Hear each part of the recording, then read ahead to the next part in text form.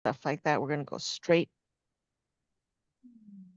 All right. Welcome in, everyone. Feel free as you join us to put in the chat where you're coming from. We always like to hear where our community is being represented for each event. And tell us how the weather's going. We're all excited. Summer is here, starting to get lush. Yeah, Kelly, we also have some poor air quality issues too. So how are you managing all that? How are you doing? Um, Pop it in the chat, let us know. In the meantime, let's jump right into our event. We're here today for an introduction to trauma-informed practices. It is not hosted by well, it is. It's a joint effort by UW-Madison and the Ohio State University Extension campuses. We love collaborative efforts. That's where we're at today. Just a quick reminder, we are a HHS Region 5 grant project through SAMHSA. Jamie, if you want to just forward that slide there. HHS Region 5 represents the following states under the SAMHSA grant. Also listed is our website. We're more than happy to pop that up in the chat a little bit later, along with some of our other resources.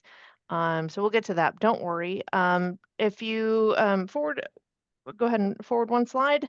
We'll go ahead and show you just a little quick snapshot of our website.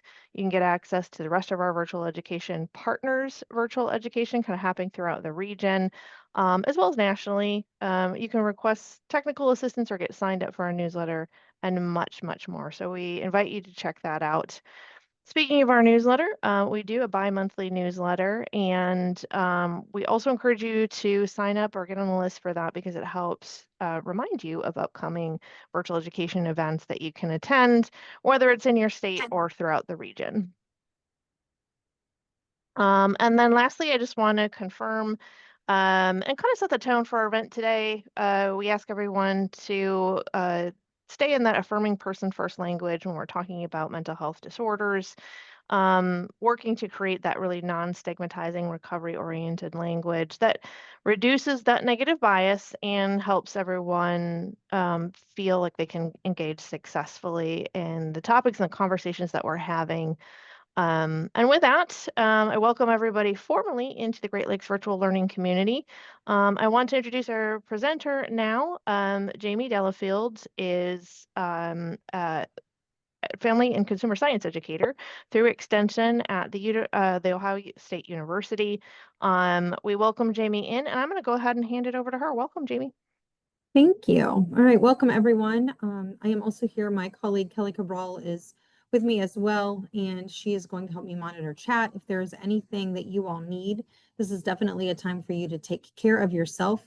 But a lot of information for you, so I will talk quickly, but please feel free to interrupt at any time, and you can do that by dropping a question in the chat or by just literally unmuting yourself and saying, "Hey, Jamie, I don't get that." I will not be offended in any way, shape, or form. I do work for Ohio State University. I'm a family and consumer sciences educator. I specialize in healthy relationships, which do a lot of parenting classes and a lot of work in mental health awareness. So what happened was then due to that work in the space of realizing that we can always do better, right? I can always make my space and my teaching environment a place where people feel included and where people feel heard, led to me taking a trauma-informed approach class with our Mental Health and Recovery Services Board. From there, they allowed us in extension to become trainers and then giving me the opportunity to share this information with you. So everything that we are sharing with you today through OSU Extension is to help better our community, help promote lifelong learning. We are here for everyone, and even though I may refer to some vendors, it is not an endorsement by Ohio State. But we are really thankful for the research from the Substance Abuse and Mental Health and Services Administration, which has really informed this curriculum and this collaboration between us and our Mental Health and Recovery Services boards here in Ohio, and what I'm going to share with you. So basically, that's to let you know that we did not make this stuff up. right? There is a research and evidence base behind what I'm going to tell you, and I hope that it resonates with where you are. So this is also not meant to be a counseling session. This is meant to be informative and educational for you. But if you feel that anything that we talk about today gets you in your feels and stirs things up, please feel free to call 988, which is our National Suicide Lifeline, or text 741-741. Also, there is a QR code if you live in Ohio, and I know that some of you do. We wanted to make sure that you had access. We do have a community mental health resource guide that is by county. So please feel free, if you need to find a counselor or someone to talk to, you can do that as well if you live in Ohio.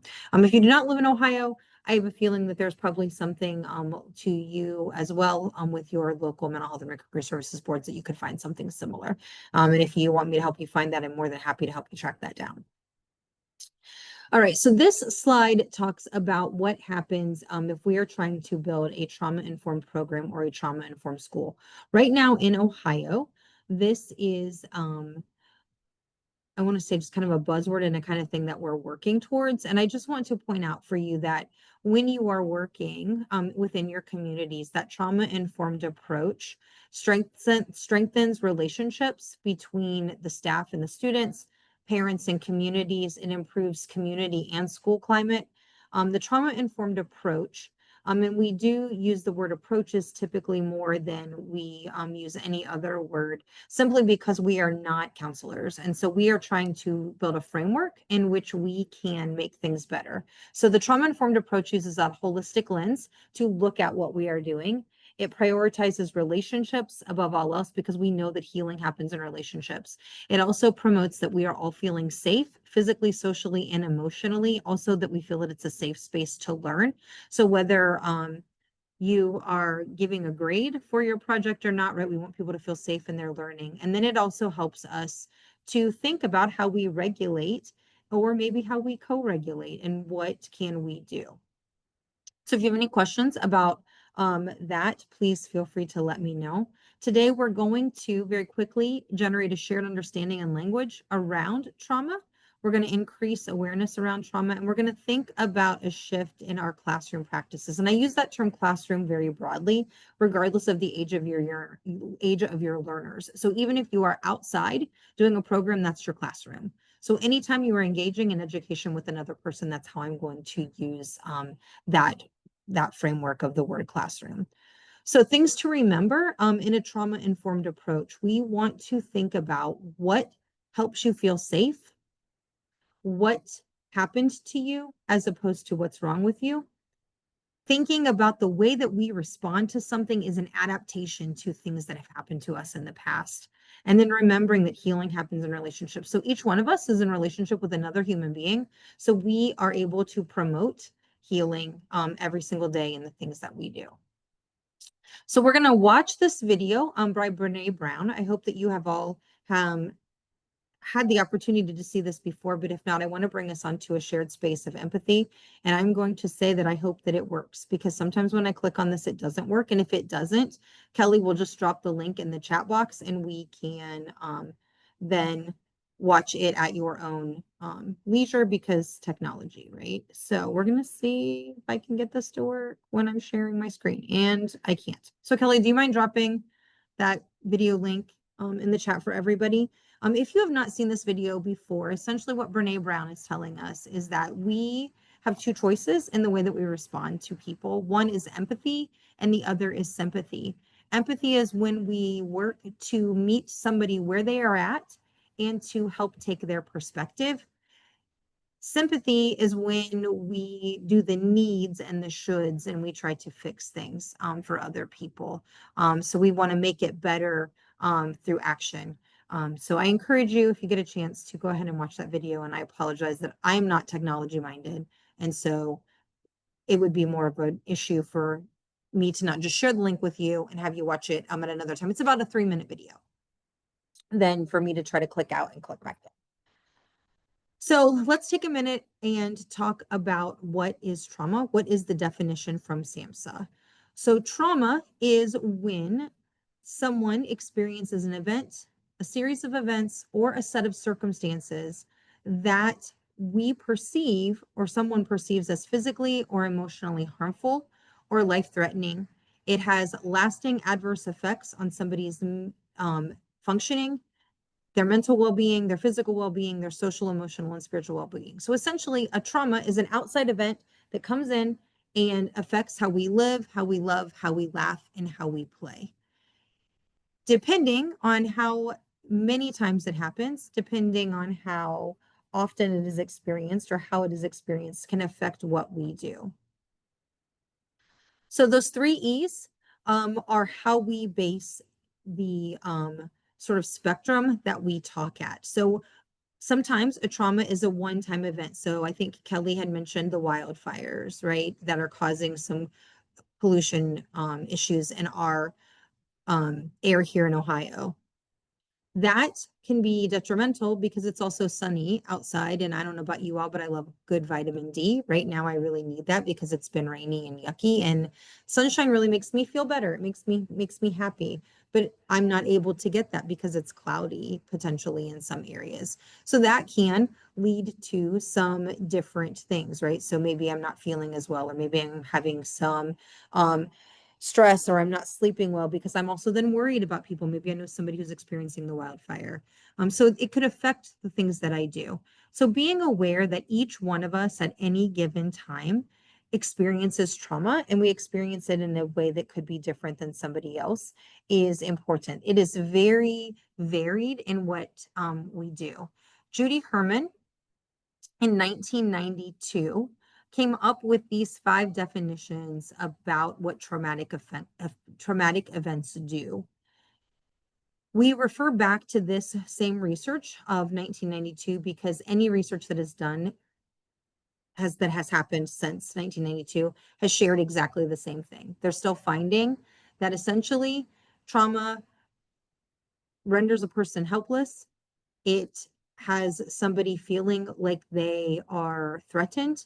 It confronts us with terror and helplessness. It evokes responses of catastrophe, and it disrupts a sense of control, connection, and meaning. Essentially, I don't know about you all, but this is not a feel-good slide.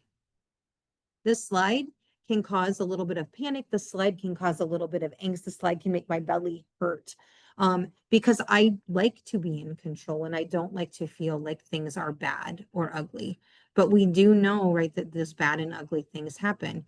But if I'm feeling like this, it's going to affect, again, how I live, love, laugh, and play on an individual level. It's also going to affect how I live, love, laugh, and play with my community and with others. And for those of us in an education space where we are working to teach and to help people live better lives, if we are unaware that everyone is coming into the space needing to feel something and connect with us with relationship, we might inadvertently cause somebody to go back into a space where they feel out of control and feel a lack of connection. And then that can adversely affect what we are doing and the lessons that we are trying to help people with.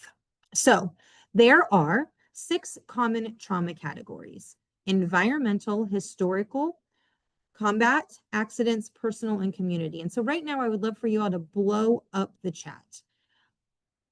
Let's just start listing some things that possibly fall into these categories. So I shared, right, so a community one, which is also could be considered environmental, right, would be the wildfires. So that's an example of one there. So does anybody, and you can use any of the 6 categories, what do you think is a trauma?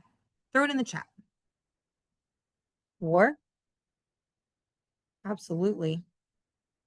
And that one can cross over for sure into many of these areas. Poverty, yep, again, crosses over into a lot of these.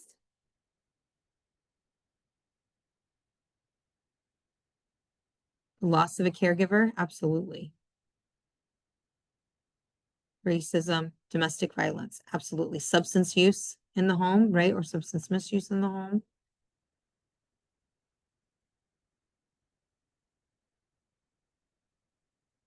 Abuse, a car crash, absolutely. And you can continue to throw these in. One that we like to use, or one question that I like to ask, is how these sorts of things can affect us generationally as well, right? So how many of you still rewash baggies? Does anybody put a hand up? Anybody still rewash a baggie? And if you do, where did you learn that? So for me, I'm in my 50s and I learned that from my grandparents who lived through the Great Depression, right? So we do know that sometimes things carry on generationally when we think about these traumas. And y'all are sharing some things in the chat box that definitely I think will affect us generationally as well. So thank you all for sharing. And like I said, continue to think about how broad and how far and how wide trauma is. There are so many things. And sometimes things that are good can also be traumatic. So the birth of a child sometimes can be a traumatic event, even though it is also a happy event. So that's important to know as well. So trauma affects and impacts us in many different ways. I am sure that you all have seen or talked about adverse childhood experiences before. We just want to highlight that for us. Adverse childhood experiences can cause greater health risks. And so when we think about trauma, we know that there is an opportunity for things that happen to us to continue on into our adulthood. I use the story, personal story for myself. When I was in high school, I lost a classmate in a car accident. When my daughter was in high school, right the week after high school graduation, she lost a classmate in a car accident. And I really became my 16-year-old self again as I grieved the loss of her classmate. And she was like, Mom, but I didn't even really know him very well. And it is very sad. And I'm like, yeah, but I am totally reliving how I felt losing my classmate.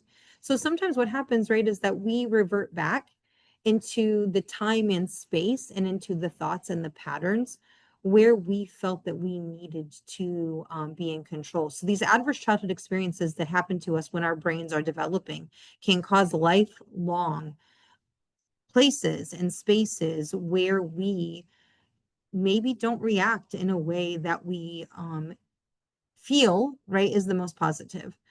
So we want to be aware that at any given time, if somebody has experienced any of these adverse childhood experiences, even if they are well into adulthood, there could be some adverse effects on how they live, how they love, and how they laugh and play. These are some of those things that can happen, these poor social outcomes, right? So we've got chronic health conditions that can happen. We have higher health risk behaviors. Our social outcomes could be that maybe we don't finish high school or that we become unemployed, we cannot hold a job, or maybe we experience some mental health or substance misuse disorders. So adverse childhood experiences can, again, continue to affect how we live, love, laugh, and play throughout our life. I will say, though, that you are here because that doesn't have to happen. Because healing happens in relationships and you are a positive person, we know that just because you eat a Big Mac every single day doesn't necessarily mean you're going to have heart disease, but you could, right? You're increasing that risk. So we are here so that we can build more positivity in our spaces to help decrease, right, these negative health outcomes and to increase resiliency, which is where we bounce back better. So trauma is basically a normal response to an abnormal experience. What happens many times is that we, I think, make a determination on what should be normal and how we should respond. And a trauma-informed approach says that there is no right or wrong way to respond in any situation. For each of us at any given time, we can respond in a way that is true to us based upon what we have experienced in the past. So trauma does affect our entire well-being. So let's throw into the chat, right? Once again, thinking of some of those things that you all shared before, what are some ways that you think that trauma impacts your well-being socially, mentally, physically, spiritually, emotionally? For me, physically, again, using the air quality, I really want to walk and hike and be outside. And if it is gloomy and droomy, I'm probably not going to go, which is really not good because I know that I should go because walking makes me feel better. Hiking makes me feel better. Yes, learned helplessness. It's definitely a huge impact. And then that has a trickle effect, right? Because that follows us and it follows those that we are around. Isolation, absolutely. Headaches, tense muscles, stomach problems. Oh, yeah. Nice. This one looks like a positive one, right? I'm learning to advocate for myself because of what I have experienced. I'm experiencing more anxiety, maybe having more constant fatigue. So again, holistically, we know that things that happen to us cause us to act and to behave in a certain way. And sometimes that can be positive and sometimes that can be negative. So as we look at that trauma-informed approach, we want to think about the ways that we have responded and notice that we don't want to think about behavior as being bad. Behavior is simply the way that we are observed. It's the things that we do that other people can see and hear, and it's what is counted. So we want to not label a response to a traumatic event as good or bad. We want to think about it as a positive or a negative response. So those positive responses are things that help us adapt and adjust, and a negative one is one that maybe is not going to be as healthy, right? So, if you think about, we talk about this sometimes in the farm stress space, we tell people to begin to notice their behaviors. So like having a glass of wine, right, to help you relax, maybe initially isn't the most positive way to respond to things, but one glass of wine is maybe not going to harm you. The entire bottle of wine, however, could cause some negative things. So what do we do? Or maybe having a day where I'm very angry and I'm yelling and I'm letting things out, depending on who's around me, may not be a bad idea. It may be a positive thing. I'm getting it out, right? But if I rage at somebody and I say things that I don't mean, that can be a negative. I can have some negative responses. So again, noticing that we do not want to label, we want to pay attention to why someone is doing what they are doing and begin to shift our thinking instead of thinking what's wrong with you, to thinking about what happened to cause this behavior.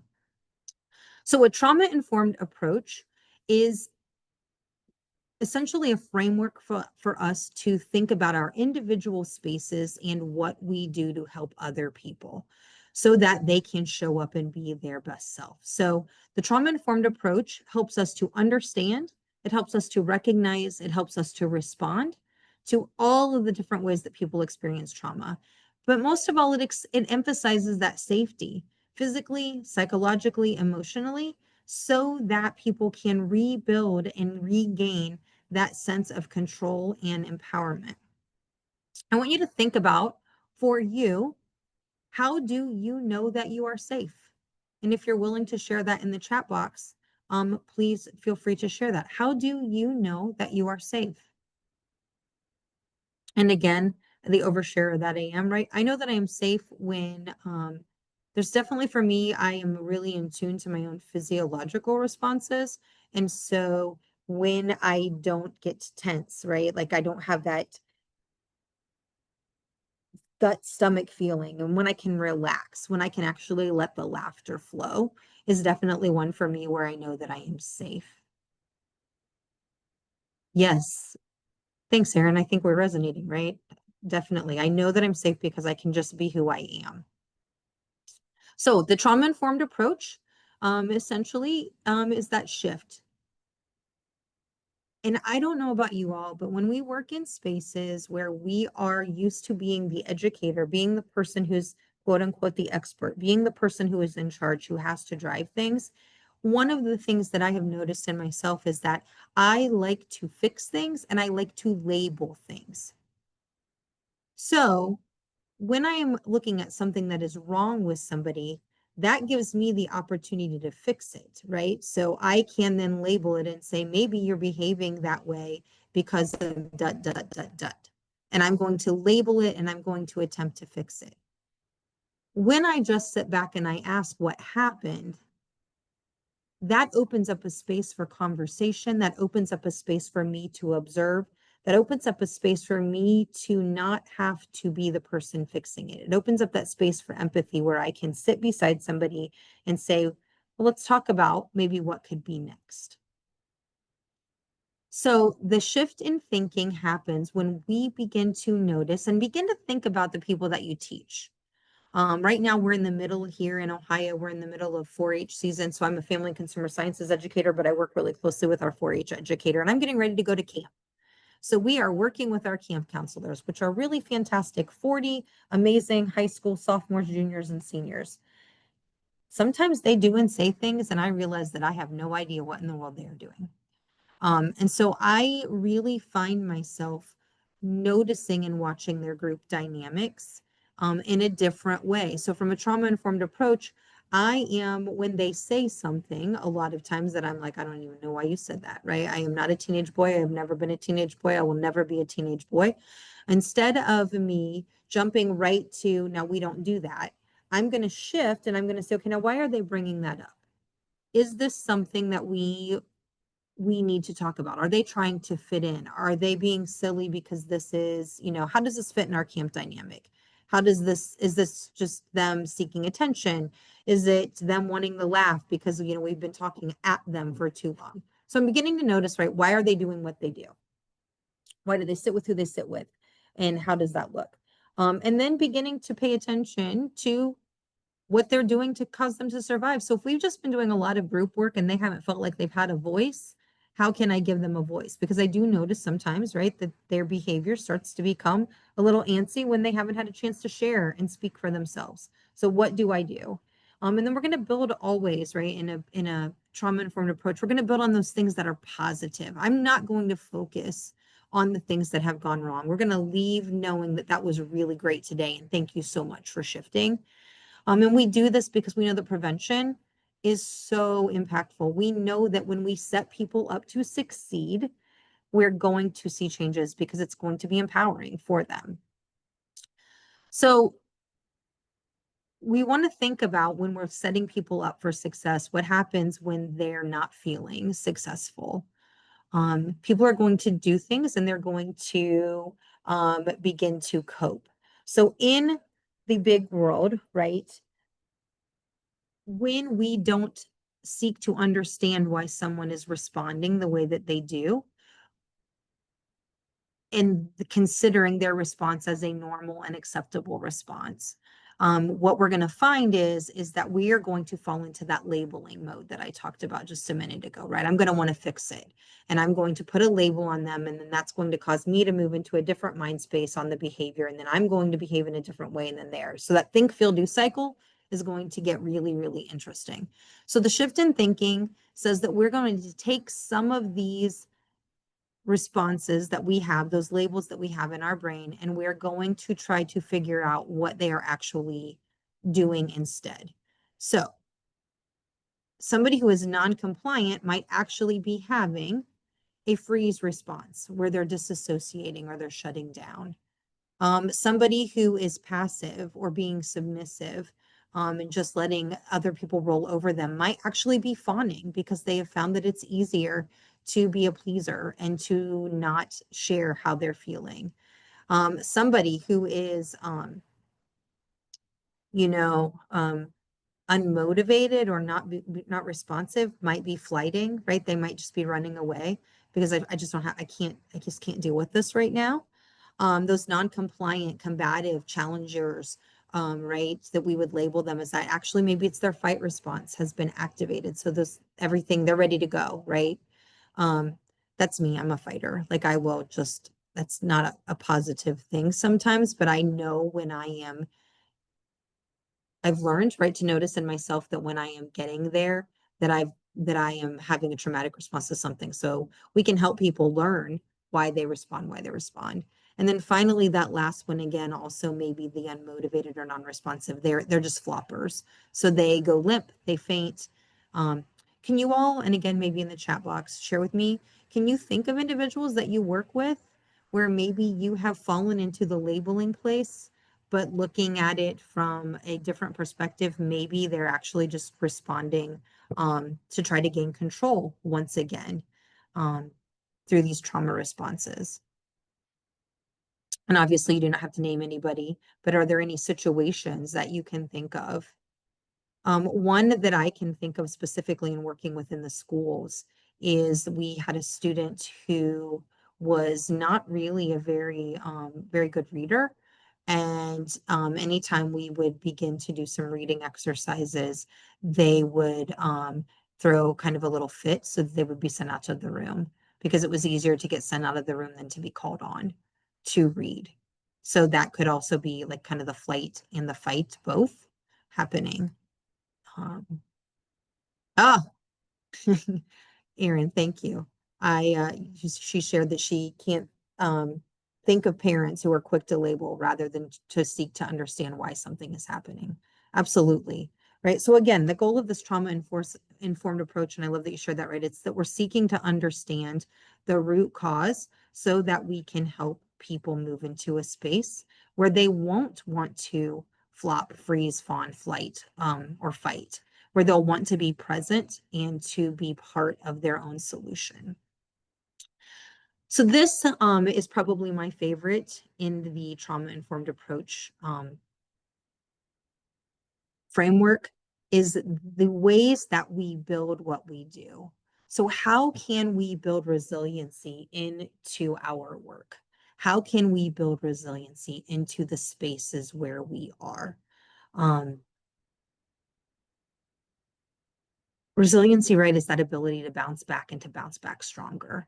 And to do that, to help somebody bounce back stronger. And sometimes that somebody is us, right? We want to build in spaces of control, spaces of connection, spaces where there's contribution, and spaces where people are showing competency. So thinking about your program area, or thinking about where you serve and the people that you serve, which of these four do you feel you do the best? And again, if you're willing to share that in the chat box, where is your strength? And each of us has.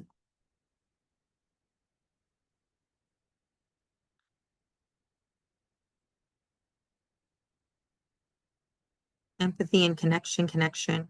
Good. That's definitely where mine would be as well. And where do you think that there's a place for you to seek growth in these four, in the spaces that you have?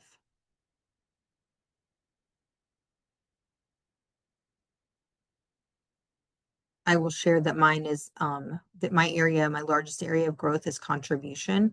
A lot of the curriculums that I teach, I feel, are not necessarily good at providing space for dialogue and giving people buy-in into what I am teaching them. Sometimes there's a lot of theory involved and not a lot of hands-on. So I have found myself trying to figure out ways to build in control, competency, and contribution into the space so that people can gain knowledge and responsibility, that they can feel more strength in their own abilities and talents, and that they feel that they have choices. So building on these, if you think about your space and your program areas and the teaching that you do, if you're a checklist kind of person, this is a great way to build what you do, to build a trauma-informed space. Take this little list and then say, okay, in this activity, where am I giving people control? In this activity, where am I building competency? In this, where am I building connection? And in this one, where am I building space for contribution, right? And again, you don't have to hit on all four of them in every activity, but maybe over the course of your program or the space of your conversation, you're getting at least one or two of these in there and being intentional about it. I think that is the hardest part, and for any of us, right? It's being intentional about what we're doing. And so that intentionality comes as a major part of this approach.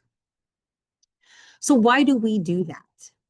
We do that because when we are feeling trauma, when we are feeling in crisis mode, look at the things that increase: our fear, anger, frustration, our energy, our heart rate, our anxiety, our blood pressure, and our sweating. I don't know about you all, but when any of those things are going on, I'm not focusing on anything but myself. I cannot concentrate for any measure of a time or a moment.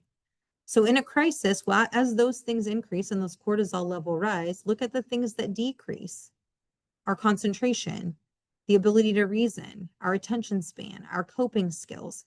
the ability to problem solve, the ability to communicate and share what's actually happening with me, my ability to listen to others, and my ability to comprehend what is happening.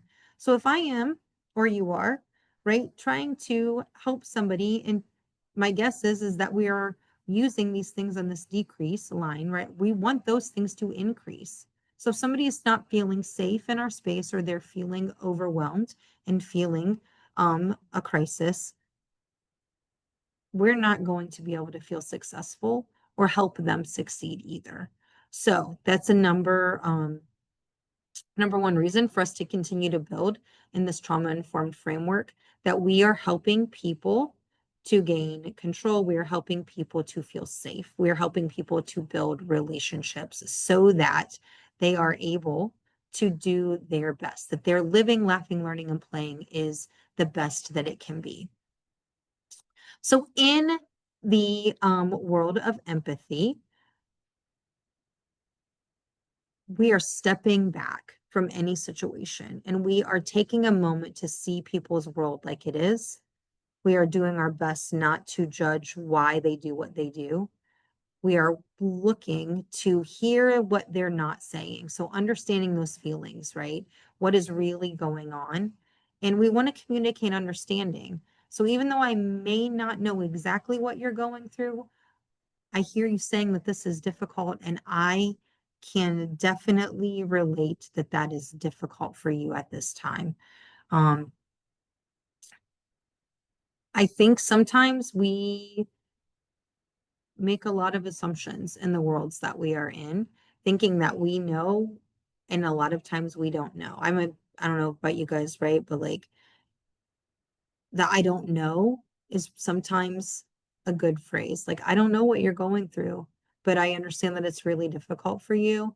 And so would you be willing to share with me a little bit more about that, so that I can understand a little bit more, and so that I can help you in a way that will help you feel more empowered? Sometimes just making that statement that you don't know or that you don't understand can be very helpful to somebody, and to help them diffuse a situation so that they can begin to come into a space where they're a little calmer. So as we shift that thinking, the trauma-informed approach, and it builds into our space that I'm going to do my best to not continue in a path that will harm other people. I am going to begin to speak and recognize where I'm at and what is happening. I always use, and this recognizes one, how many of you had children in school during the Diana says she had to step away. Yes, we will share the PowerPoint if anybody else is worried about that, as looking at the chat box. Did anyone else have children who were in high school during COVID, when things were shut down and school went virtual? Feel really bad for everyone who had to go through that. This is definitely the example that I use on this slide. My children had a teacher who was very much having a hard time recognizing what was happening, because they literally talked the entire time that they taught like this. And they were writing on the board and they were doing their things. And the kids didn't have their cameras on. And I'm not sure that my children ever learned anything in that class, and the teacher had no idea, because there was never any opportunity for connection.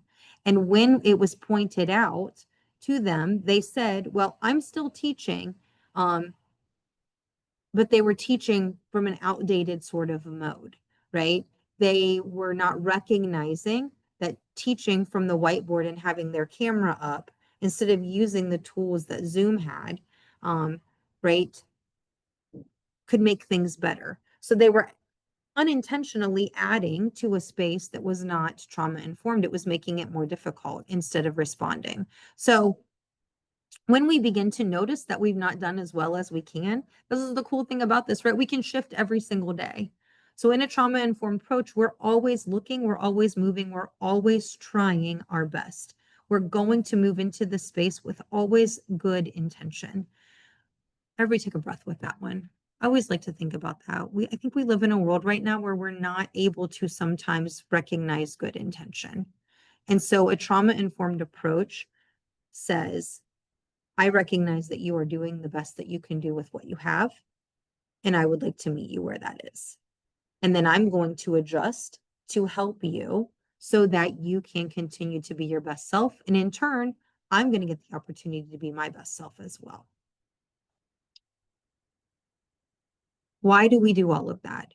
We do all of that because SAMHSA tells us that when we are building a trauma-informed space, we are building in the elements of safety, of trustworthiness and transparency, of a place where others feel that they're supported by each other.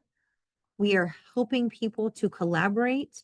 We are finding that space of mutuality. We're giving people that empowerment, that voice, that choice.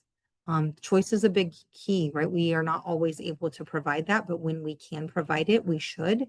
And then finally, we're noticing that not everybody comes from where we come from. Not everyone has experienced what we have experienced, and that there are things at play that are outside of what we might know. And so looking at that always. So I like to use for that one as an example that I was raised in a very rural area. I still live there. Hardin County has about 30,000 residents.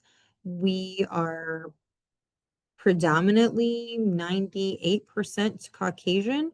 Many people who have lived in our county have generations who live there. When I go to teach in a place that is outside of my county, I like to ask some questions that will set me up for success.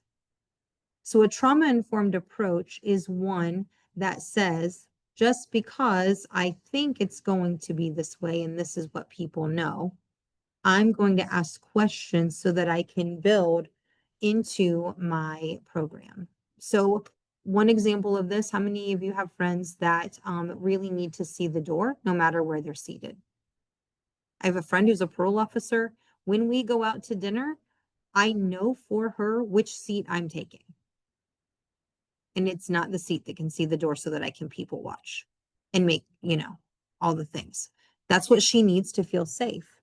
For my niece, who is multiracial, there are certain places that we go and certain places that we don't go at certain times of the day when I'm with her, because I'm being conscious of what could or could not happen, and I want to be aware of that. So we're always thinking ahead, and we're noticing all of the places that we can, again, help to provide a space where we are looking at our own implicit bias, where we are saying, I'm not going to approach something just because I've always done it this way or because I think that that's what's happening.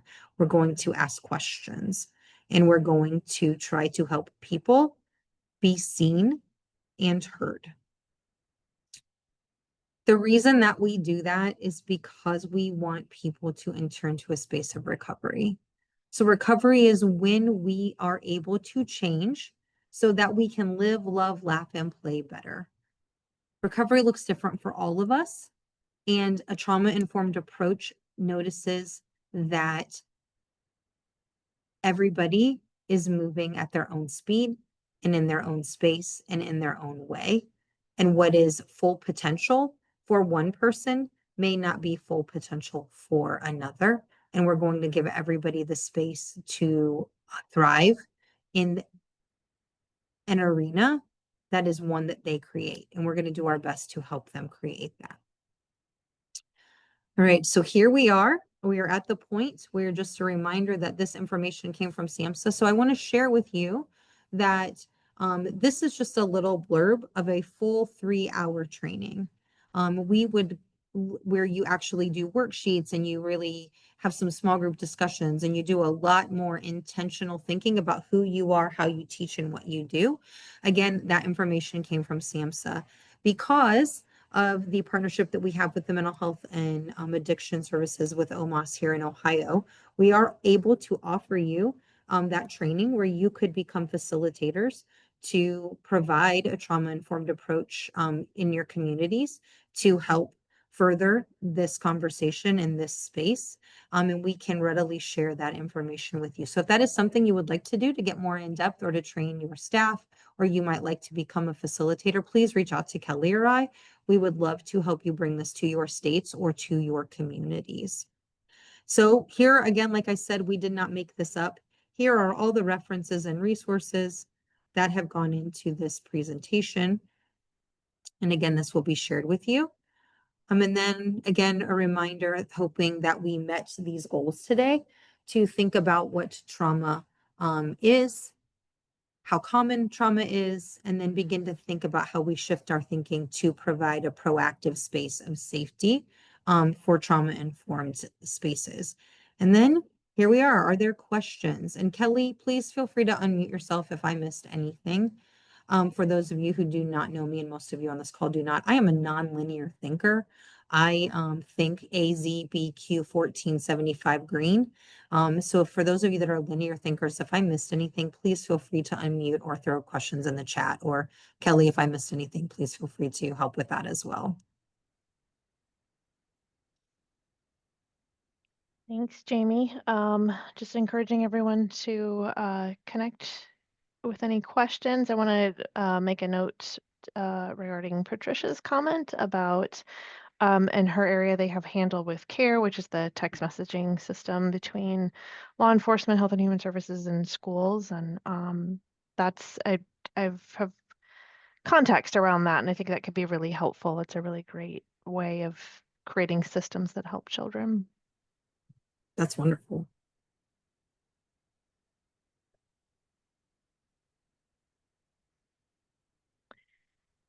While we're waiting for questions to come through, I'm going to go ahead and pop some resources into the chat that will help you give us some feedback, give Jamie some feedback about how our presentation was today, what you enjoyed, what more you're looking for as far as education, as well as the Technical Center's connections. If you want to reach out to us.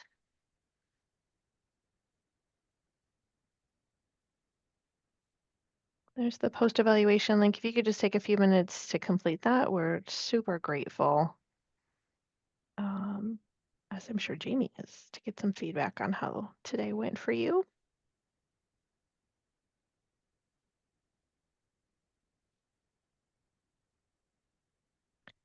And those are ways that you can connect back with the